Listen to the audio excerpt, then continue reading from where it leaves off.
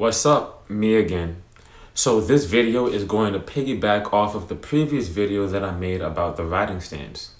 So once again, I'm making a video drawing off of my 9 years of experience as a taekwondo practitioner, 6 years of experience as a taekwondo instructor, 4 years of formal education in exercise science, and 17 years of exercise and training outside of martial arts.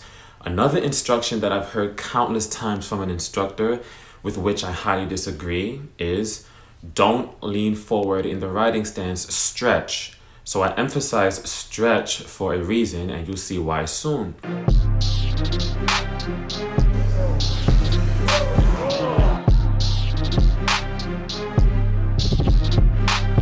The riding stance stretch is used to primarily focus on elongating the groin muscles, formerly called the adductors.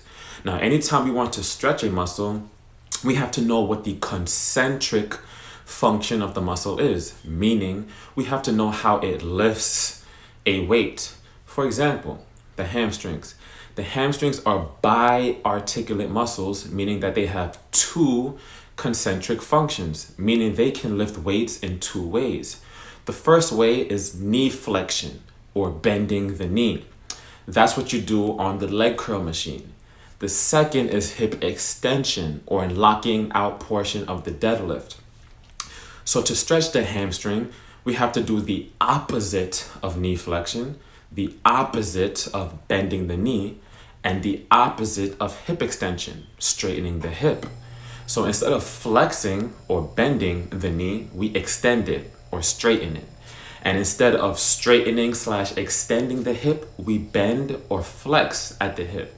That's why most of the hamstring stretches you've seen always involve bending at the hips with a straight leg, whether we're doing a sitting stretch or a standing stretch. Now, with that example out of the way, let's hit the riding stance stretch. The riding stance stretch is similar to the straddle stretch, but the straddle stretch, you're sitting. However, in both positions, your legs are abducted. They're away from each other. And that makes sense because the groin muscle's concentric function, or how the muscle group lifts weights, is by bringing the legs together. So to stretch, we got to take them away from each other, hence abduction. However, that's not the only thing that they do. We have a groin muscle called adductor magnus that is not only responsible for bringing the legs together, but also for extending the hip, getting from here to here.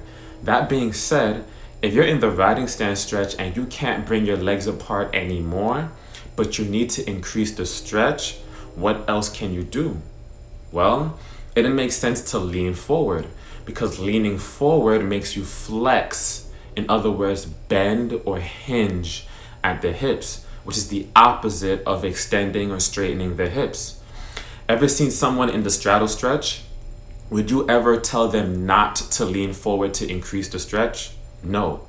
If anything, you probably seen partner stretches targeting that, trying to get their sternum to the floor. It's the same with the riding stance stretch. Only difference is the body position. You're standing, but you still need to hinge at the hips to get the additional stretch if you can't bring your legs apart anymore.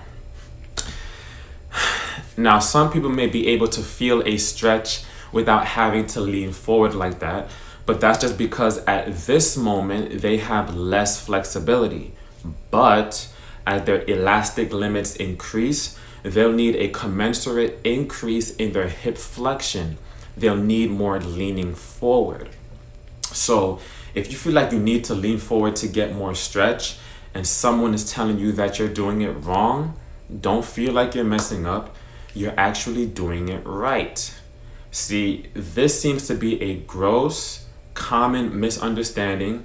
So share this video and save this video to help educate others and support this page if you think these videos are helpful.